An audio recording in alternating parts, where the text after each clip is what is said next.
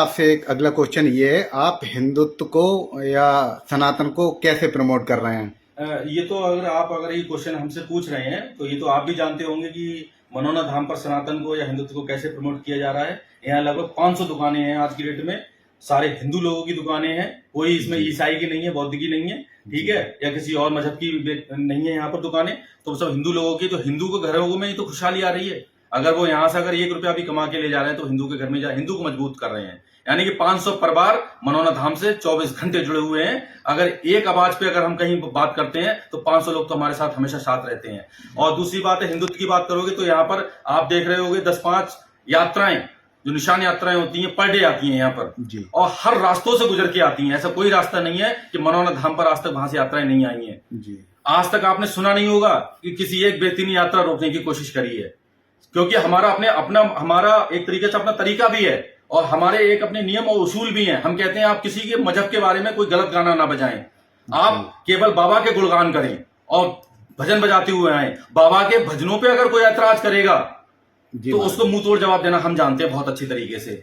लेकिन आप किसी दूसरे मजहब के बारे में गलत बयानबाजी ना करें, कोई हुड़दंग ना करें, किसी तरीके की कानून व्यवस्था को अपने हाथ में ना लें। व्यवस्था मतलब एक तरह व्यवस्थित तरीके से अगर आप धाम पर आ रहे हैं और निशान यात्रा लेकर उसके बावजूद भी अगर कोई उंगली करता है तो उसका हाथ तोड़ने की ताकत हम रखते हैं।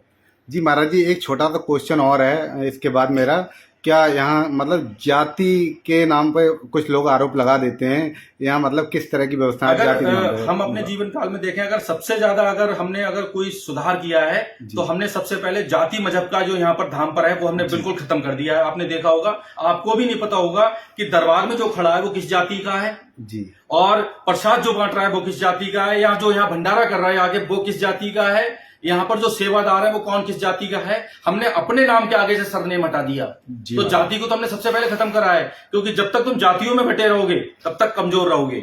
आप अपनी ताकत को महसूस कराओ सामने वाले के लिए। जातियों को तो बिल्कुल भूल जाओ, क्योंकि जाति क्या होती है, बहुत सी आपकी जाति के ही लोग जो होंगे वो बहुत ज्यादा गलत होंगे। तो अगर आप जाति की बात करोगे तो गलत लोगों को अपने साथ में लोगे।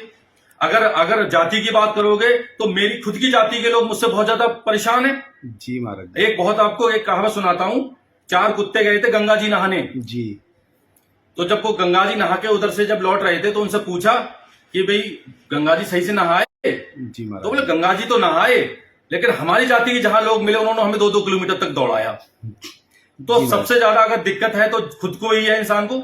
इसलिए हमने जाति मजहब यहाँ बिल्कुल खत्म कर दिया। हर जाति का यहाँ सम्मान है। ऐसी कोई जाति नहीं है जिसका हम सम्मान नहीं करते हैं, जिसको हम गले नहीं लगाते हैं। जब हम लाइन में मरीजों को देख रहे होते तो हम किसी से जाति नहीं पूछते आप किस जाति के हो और कहां से आए हो, कौन हो। सबको बराबर गले लगाते हैं, सबको बराबर आशीर्वाद देते हैं, सबको अपने हाथ से जल पिलाते हैं, सबको एक तरीके से प्यार करते हैं। तो जाति कहां से आ गई?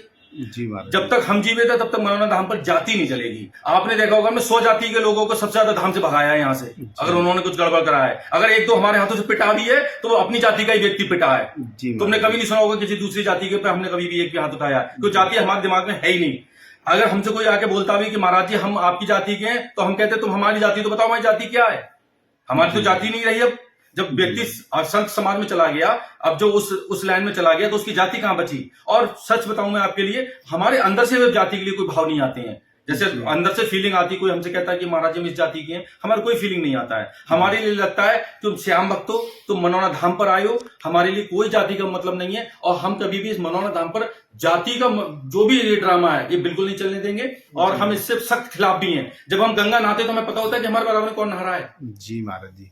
जब हम बस में बैठे होते तो हमें बराबर में पता होता है वहां बराबर